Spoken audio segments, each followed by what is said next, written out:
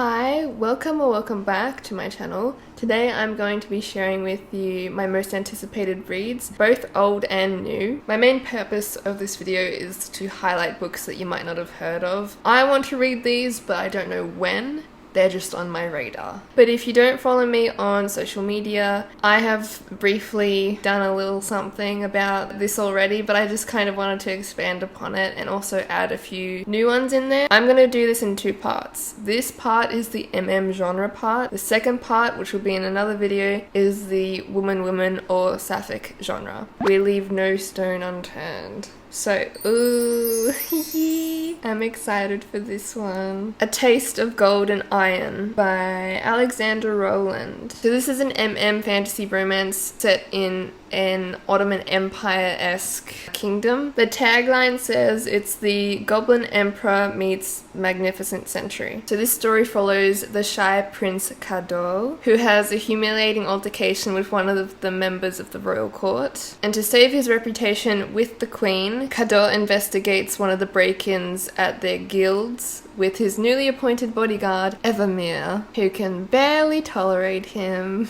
And since princes in Arasht can touch and taste metal with their fingertips, they will discover a conspiracy that could be the financial ruin of the kingdom. So I am so excited for this one because I haven't come across many sort of fantasy that's historical or is like alt history in a way. This isn't alt history because it's more fantasy, but you get that it's inspired by part of history. The author is one of the hosts of the Be the Serpent podcast. I highly recommend you listen if you have not. They give some good LGBTQ plus book recommendations as well, and I think it's across the board, but that's what they specialize in, so check them out. Reforged by Seth Haddon. This doesn't have a blurb yet, but the author's Twitter says, Reforged is a gay fantasy following newly crowned Xavius and his paladin Balin as they navigate a hostile political landscape and their rocky relationship.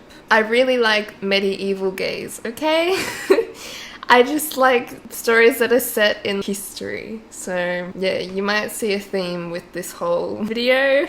Sword Dance, or the Sword Dance trilogy by A.J. Demas. This is actually a male and non-binary pairing set in an alternate Greco-Roman history with murderous philosophy students and sex acts named after fruit. I'm getting this from the tagline. Damiskos is the main character and he's unsatisfied with his life after his military career got cut short. He finds himself working in a remote seaside villa where, among an odd assortment of guests, he meets Varazda, the eunuch sword dancer, who is the antithesis of the straightforward, serious Damiskos. You already have my heart with that pairing. But no one here is what they seem, and Damiskos finds him at the center of a web of espionage and assassination. I cannot say espionage. The Magic Between by Stephanie Holt. This is an opposites attract story, which I believe is set in an Omegaverse, correct me if I'm wrong, where everyone has magic, and if you have the opposite magic of someone, it is said you are a good match or bond with each other. A.B. Cerise is an obsessive compulsive pop star who is outwardly bi and doesn't believe in love. He has a stone cold heart. He also has the ability to turn invisible. And Matthew is the complete opposite. He's straight and he dreams of love, and he is an NHL goalie prospect who can see the unseeable. Kiss and Cry by Kira Andrews. This is about two competitive ice skaters, Henry and Theo. They have to share the same training arena for the upcoming Olympics, and obviously it's enemies to lovers, so they're not okay with that. The mini pitch says that it's a steamy sports romance featuring grumpy sunshine opposites, secretly soft-hearted boys, hurt comfort, and of course a happy ending. I just saw it and I was like, Yuri on Ice, give it to me now. Daddy's Stepstalker by Gianni Holmes. Now this is a bit of a different taste. I wanted to try something new, something that seemed purposefully fucked up. So this is more a dark psycho read That's my impression of it, at least. It's a taboo story about a psychotic stepson and stepfather. That is literally all I can tell you of the plot.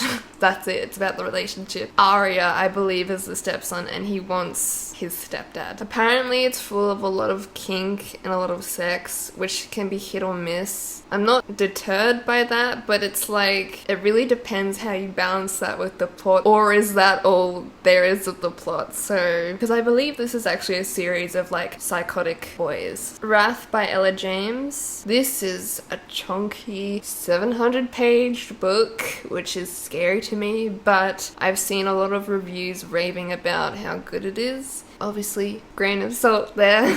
This is an emotional and forbidden romance between two stepbrothers, Ezra and Miller. What is it with the steps?